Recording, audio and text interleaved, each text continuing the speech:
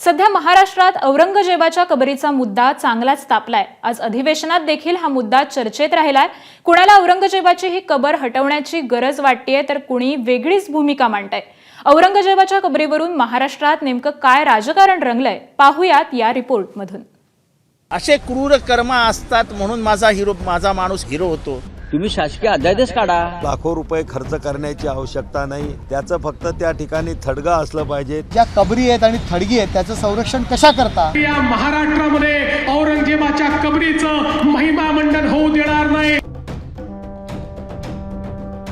हिंदवी स्वराज्याचा सर्वात मोठा शत्रू क्रूरकर्म औरंगजेबावरून इतके दिवस संताप होता। आता त्याची कबर हटवण्यासाठी प्रत्यक्ष रस्त्यावरची लढाई सुरू झाली आहे। विश्व हिंदू परिषद आणि बजरंग दलानं राज्यभरात निदर्शनं केली।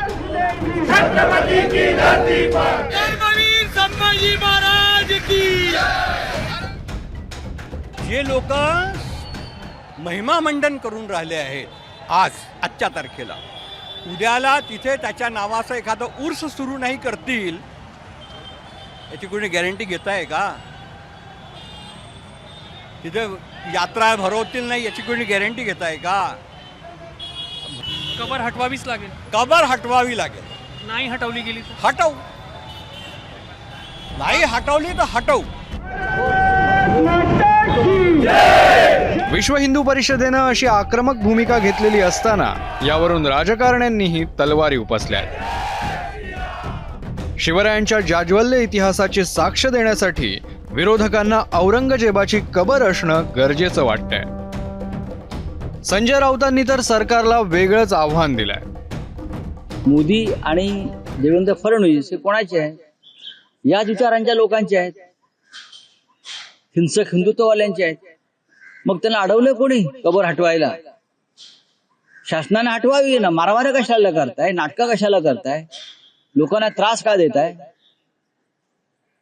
सांगा RSSला फरमान काढा म्हणून। बजरंग दल, विश्व हिंदू परिषद हे RSSचीच पिल्लं आहेत ना, सगळी भाजपचीच पिल्लं आहेत। मग हे सगळं वातावरण खराब करून लोकांना त्रास देण्यापेक्षा तुम्ही शासकीय अध्यादेश काढा। उनके पास में दूसरा बचा है क्या? काम धंधा तो कुछ है नहीं, केवल हिंदुत्व का नाम बिगुल बजाकर खुद की रोटी सेकना, इतना ही काम है।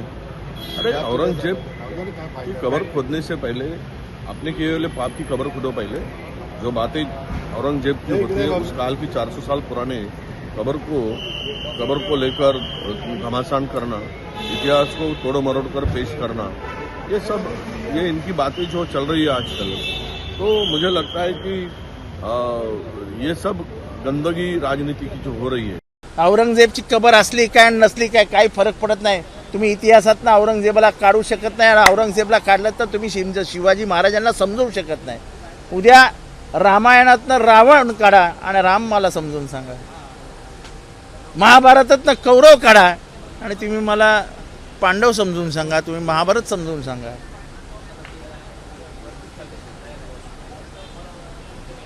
असे क्रूर कर्म असतात म्हणून माझा माणूस हिरो होतो। दुसरीकडे सत्ताधारी महायुतीतच मात्र औरंगजेबाच्या कबरीवरून मतमतांतर आहेत। कबर हटवण्यासाठी भाजपचे नेते आग्रही आहेत, तर राष्ट्रवादीच्या अमोल मिटकरींनी वेगळी भूमिका मांडली आहे। भाकरी म्हणजे तोडत असताना आपण एक दुसऱ्याला विचारत बसतो नाही। आपल्या कारसेवकांनी योग्य ते काम केलं, सरकार म्हणून त्यावेळी योग्य ती भूमिका राज्य सरकारने घेतली। त्याची जर पुनरावृत्ती करायची असेल तर हीच ती वेळ आहे। तुम्ही खुलताबादची कबरच तोडा असं जे काही लोकांनी नवीन जाणीवपूर्वक काही लोक करतायत काय अधिवेशन काळामध्ये, महाराष्ट्राचे प्रश्न वेगळे आहेत ते दुर्लक्षित करण्याचा हा प्रयत्न होतोय आणि पुरातत्व खातं केंद्र सरकारचं तेच त्यावर अंतिम निर्णय घेईल असं खुद्द मुख्यमंत्र्यांनी सांगितलेलं आहे। त्यामुळे मला असं वाटते सध्याचे प्रश्न वेगळे आणि औरंगजेबाची कबर वेगळी। कबरीवरून शिंदेच्या शिवसेनेतही दोन गट पडले आहेत। त्याच्यावर एवढा लाखो रुपये खर्च करण्याची आवश्यकता नाही, त्याचं फक्त त्या ठिकाणी थडगा असलं पाहिजे की जे महाराष्ट्रामध्ये आम्ही औरंगजेबाला गाडलं एक निशाणी म्हणून त्याचं एक थडगं त्या ठिकाणी ठेवण्यात यावं बाकी त्या ठिकाणी एवढा खर्च आणि बडेजाव ठेवण्याची मला वाटते आवश्यकता नाही. ज्यांनी आपला देश लुटला, आपल्या अनेक स्वातंत्र्यवीरांना कंठस्नान दिलं, त्यांच्यावर अत्याचार केले, देश जेवढा लुटता येईल, देशावर जेवढे अत्याचार करता येतील तेवढे केली. या सर्व ज्या कबरी आहेत आणि थडगी आहेत त्याचं संरक्षण कशा करता, हा मुद्दा. त्याकरता ASIच्या ज्या काही प्रॉपर्टीज आहेत जे सांभाळत आहेत त्याचा पुन्हा एकदा सर्वे व्हायला पाहिजे. शिंदे भाजपच्या बहुतांशी नेत्यांचीच कबर हटवण्याची मागणी असताना कबरीला संरक्षण का मिळतंय याचं स्पष्टीकरण खुद्द मुख्यमंत्री देवेंद्र फडणवीसांनी दिलंय. काय दुर्दैव आहे, ज्या औरंग्याने आमच्या हजारो लोकांना मारलं त्याच्याच कबरीचं संरक्षण आम्हाला करावं लागतं. पण एक वचन तुम्हाला निश्चितपणे देतो, काहीही झालं तरी या महाराष्ट्रामध्ये औरंगजेबाच्या कबरीचं महिमा मंडन होऊ देणार नाही, त्याचं उदात्तीकरण होऊ देणार नाही. त्याचं उदात्तीकरण करण्याचा कोणी प्रयत्न केला तर तो प्रयत्न त्याच ठिकाणी चिरडून टाकण्याचं काम या आम्ही केल्याशिवाय राहणार नाही. हे वचन छत्रपती शिवरायांच्या या मंदिराच्या समोर आपल्या सर्वांना मी देतो. आता औरंगजेबाची कबर काढायची असेल तर नेमकं काय करावं लागेल? पुरातत्व खात्याच्या कायद्यानुसार सरकारला वाटल्यास भारत सरकार कोणतंही स्मारक हटवू शकतं. त्यासाठी संरक्षक मंडळ किंवा राज्य सरकारकडून केंद्र किंवा SSIला तसा प्रस्ताव द्यावा लागेल. स्मारक संरक्षण यादीतून का काढून टाकावं याची कारणे द्यावी लागतील. प्रस्ताव मिळाल्यानंतर सांस्कृतिक मंत्रालय अधिसूचना जारी करू शकतं. औरंगजेबाच्या थडग्याला संरक्षित स्मारकांच्या यादीतून वगळू शकतं किंवा पुरातत्व, इतिहास तसंच इतर क्षेत्रातील तज्ज्ञांची समिती स्थापन करू शकतं. पण त्यात दुसरा मोठा अडथळा वक्फ बोर्डाचा असेल.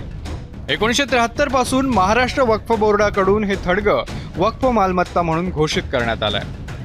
वक्फ कायद्याच्या कलम 51A आणि 104A अंतर्गत सरकार थडगं हटवू शकत नाही.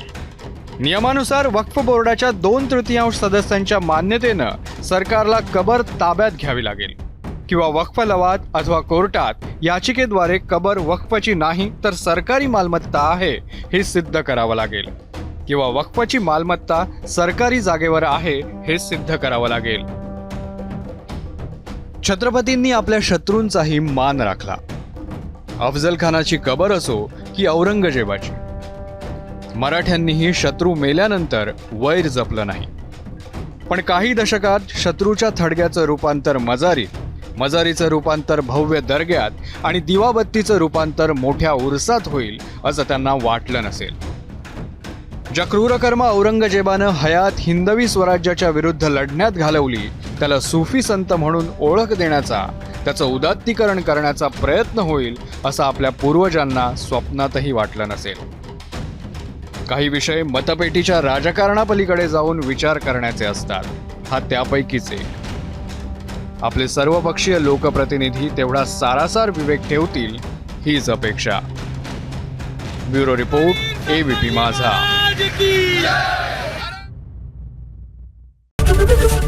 ABP माझा, उघडा डोळे बघा नीट.